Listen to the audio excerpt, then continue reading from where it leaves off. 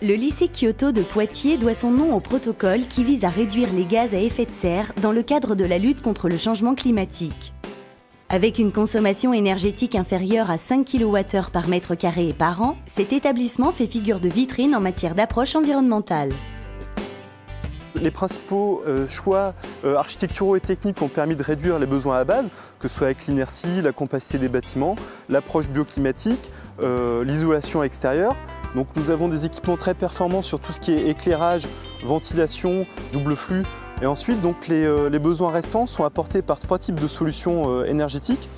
Un stockage de chaleur intersaisonnier, 2 cogénérations à base d'huile végétale qui produisent à la fois de l'électricité et de la chaleur, et un champ de capteurs photovoltaïques.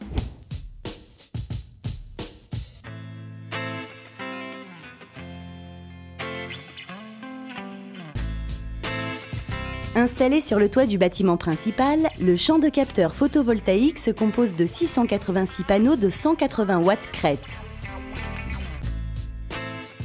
Au total, l'installation développe une puissance cumulée de 123 kW crête et atteint 130 MWh en production.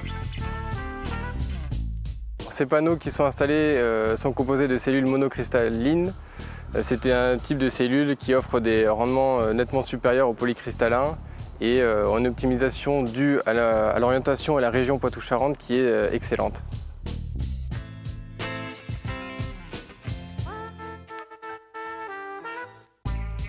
L'architecture et l'orientation de la toiture ont été conçues en fonction de l'installation photovoltaïque. Néanmoins, implanter près de 700 panneaux solaires sur le toit ne va pas sans poser certaines contraintes techniques. Quand on est sur des systèmes photovoltaïques, comme on a pu le voir sur l'installation, on est avec des bacs, il faut un certain espacement entre les bacs pour éviter qu'il y ait de l'ombre au niveau des autres panneaux. Et ça, c'est impératif, il ne faut absolument pas d'ombrage sur les panneaux en photovoltaïque.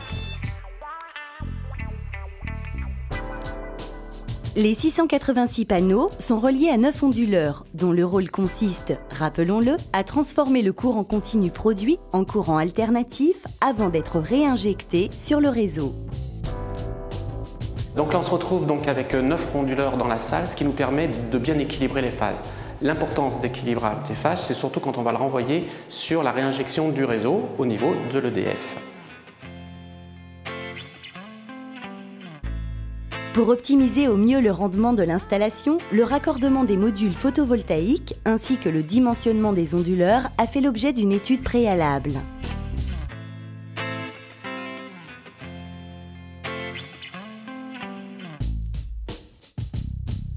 Sur une installation de cette envergure, un suivi d'exploitation est nécessaire. On a donc installé un système de gestion des onduleurs. On a mis sur le toit donc 2 capteurs, un capteur de lumière et un capteur de chaleur. Tous ces onduleurs sont reliés avec un bus et on va faire une analyse complète pour avoir un suivi d'exploitation.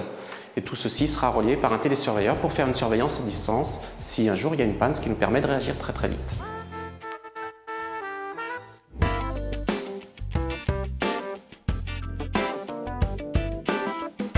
Le lycée Kyoto est ouvert depuis la rentrée 2009. D'ores et déjà, il préfigure ce que seront les installations photovoltaïques de demain.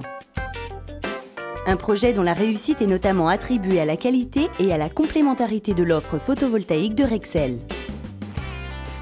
Nous avons choisi Rexel car ils étaient capables de nous fournir l'ensemble du matériel, allant des modules qui sont européens, en passant par les onduleurs cœur de l'installation qui eux aussi sont européens, en allant jusqu'au point de raccordement, en passant donc par le câble, les protections, les armoires. Tout ça nous offrait une solution complète, clé en main, on peut dire ça comme ça. La vraie valeur ajoutée, c'est qu'on est vraiment force de proposition par rapport aux clients et ce qui nous permet d'être en amont des affaires et d'aller jusqu'au bout de l'affaire. C'est ça notre vraie valeur ajoutée, c'est-à-dire qu'on fait vraiment toute l'étude du début jusqu'à la fin, on est vraiment au début de l'affaire et on peut aller jusqu'au bout et c'était le cas pour le lycée Kyoto.